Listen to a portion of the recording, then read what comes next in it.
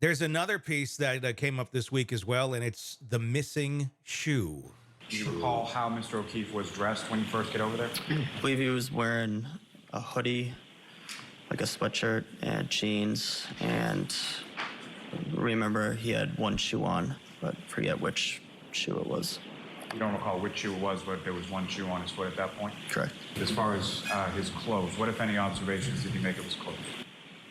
The notable observation that I made was that he was missing one shoe, his right shoe. You were standing next to the body. Yes. And you were obviously looking around. You noticed some footprints. Yes. And you even noticed some lack of footprints. That's correct. So you were being observant of the area of the body Yes. and the area adjacent to the body. Yes. You were looking for anything that might have been out of place? Yes. Anything of any evidentiary value, correct? Yes. You never located or otherwise observed John O'Keefe's missing shoe? No. What also stuck out in your mind is that he had only one shoe on, correct? Correct. From your memory, you're not sure if it was the left or the right shoe, but it was one of those, correct? Correct. And you did not see another shoe or the matching shoe in the area anywhere around where he was lying, correct? Correct. And to your memory, you never saw that other shoe, correct? Correct. His clothes do matter, but it's on the list of priorities, not huge. So by the time we figured out he was missing one of his shoes, we were already at the hospital at that point. Would that be something that would have been removed by one of you or one of the other firefighters while he was on the ground? If it would have been removed, both of them would have been removed to assess that. It wouldn't do much good to just remove one and leave it there on scene. So the missing shoe. You can look at that two ways as well. You hit somebody, one of the first things to come off is the shoes. It's not extremely implausible that only one of them flew off, but where did that shoe go? Or was there a scuffle in the house and it came off there? And oh shit, got to get rid of the shoe. Wouldn't be hard to get rid of a shoe. People get rid of guns and all sorts of things. So where is that missing shoe? Does it really matter? Or at the end of the day, did a snowplow just wipe it away before somebody could find it in snowdrifts?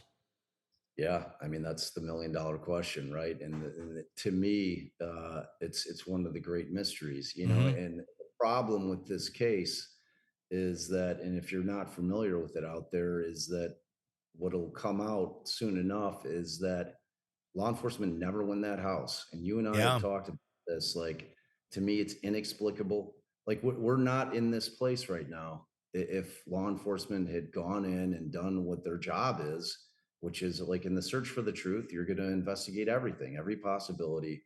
And in no world, again, I think we said it the last time we were on, Tony, if you and I like woke up and there's a dead body on our front lawn and the person was supposed to be coming to our house, they're definitely coming into our house, whether it's by consent or by a warrant. They're coming, they're investigating. That did not happen Yeah. in any capacity here. And furthermore, nobody from inside that house came out Yeah. and talked to anybody.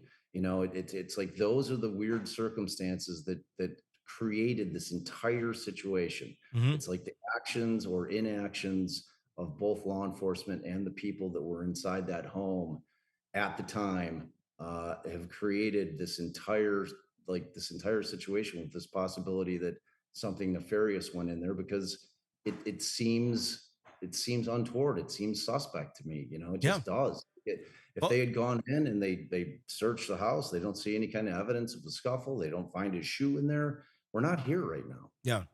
No, and with her outside saying, I did it.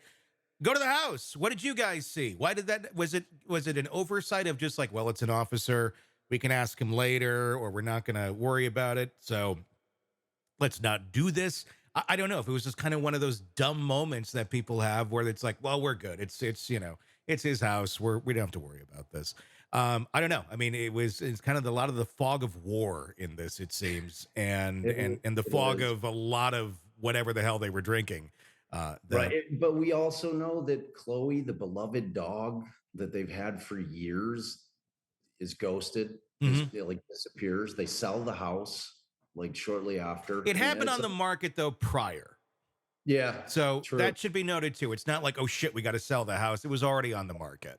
That's a huge point. Yeah. That's a huge point. But the dog missing, it's strange. It is. You know? Yeah. Yeah. Unless maybe they're moving somewhere where, can't have a they're down dog, or something. yeah, Right. or you know, maybe they don't Maybe- like the dog. I don't know. There's a lot of plausible deniability, and at the end of the day, there's so much reasonable doubt for either side, whether it was being prosecuted as this conspiracy or prosecuted against Karen Reed. I think either side has so much reasonable doubt. We're never really going to know the true answer to what happened, because I don't think anyone has the capacity to know what actually happened because they were Exactly. blacked out drunk.